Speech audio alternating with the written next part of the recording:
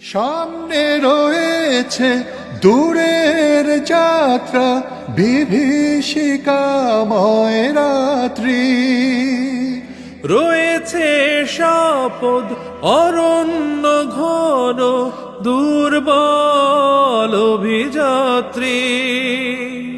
সামনে রয়েছে দূরের যাত্রা, বিভীষিকাময় রাত্রি, রয়েছে সাপদ অরণ্য ঘন, দুর্বল অভিযাত্রী।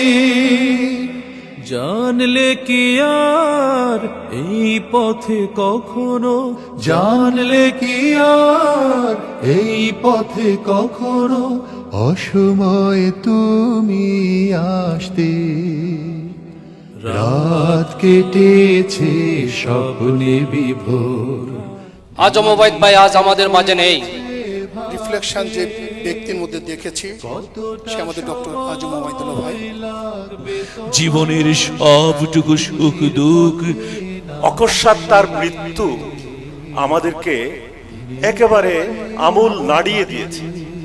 তখন ডক্টর আজম ওবায়দুল্লাহ নারায়ে তাকবীর স্লোগান দিয়ে ব্যগ্র কণ্ঠে যখন আওয়াজ তুলেছিলেন, ইসলামের দুশমনেরা তখন ভেগে যেতে বাধ্য হয়েছিল। আমরা মাঝে মধ্যে বলতাম যে তোমরা আমাদেরকে ভুলে যাও মা ওবায়দকে পেলে। তিনি যে কবিতা, গান, নাটক, শিশু সাহিত্য রচনা করে গেছেন, একসঙ্গে বহুমাত্রিক গুণের অধিকারী ওবায়দ ভাই ছিলেন। ঠিক যে মুহূর্ত আল্লাহ নির্ধারিত সময় আসবে সেখানে এই জীবন স্তব্ধ হয়ে যাবে।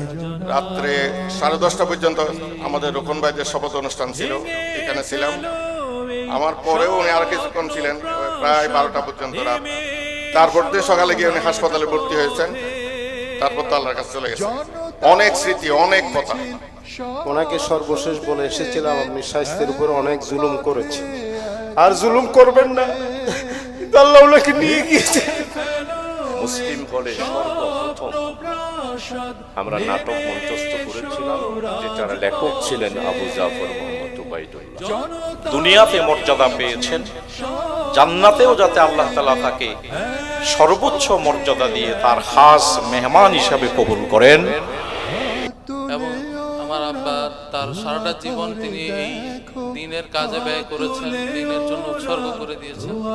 সম্মানিত ভাই আবু জাফর মোহাম্মদ ওবায়দুল্লাহ, সম্মানিত ভাইয়েরা, তার মাপের একটা মানুষ কোনো না কোনো ভাবে একটা ঠিকানা করে, টাকার একটা ঠিকানা গড়ে তোলে। মুসান্না বলেছে শুধু তার জন্ম হয় নাই চিটাগাঙ্গে, আর বাকি সব কিছু চিটাগাঙ্গে, একেবারে ট্রু। আয় রব্বুল আমিন আজম ওবায়দুল্লাহ সাহেবের রেখে যাওয়া সমস্ত কর্মগুলোকে ধারণ করার জন্য এই সাংস্কৃতিক অঙ্গনের ভাইদেরকে তৌফিক দান করো।